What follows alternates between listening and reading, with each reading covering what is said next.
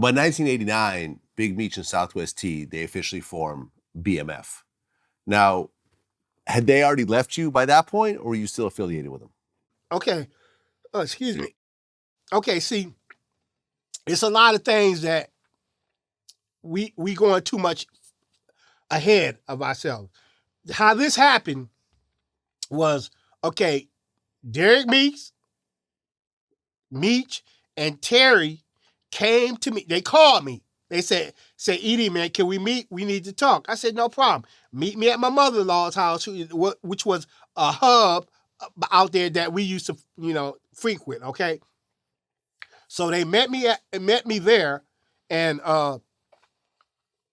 we sat down. And Meech was the first one to talk.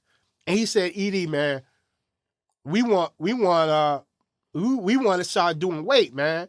We want to start, doing shit that could, not under, as far as under you, man. We done got to the point that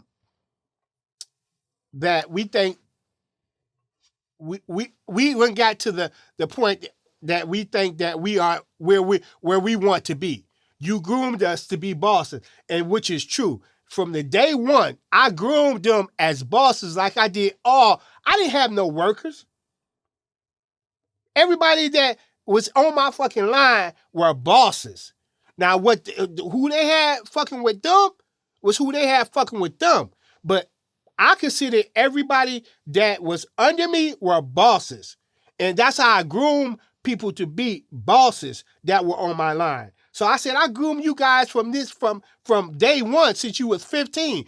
I taught you everything in the game to be a boss. So this day was coming.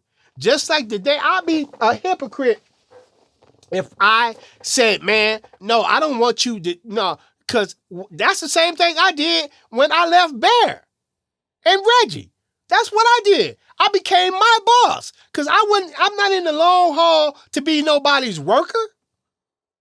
And that's what I instill into them boys, to be a fucking boss. And you can see everything that I taught them boys, okay, the family values, that boss shit, taking motherfucking they crews to the mall, that shit came from the 50 boys. They took that shit to BMF, okay? All that shit that they took, to BMF, that shit started with the 50 boys. Okay? So I groomed them boys well. And I'm not gonna lie, they were Meech and T, two of the best motherfucking students I ever had.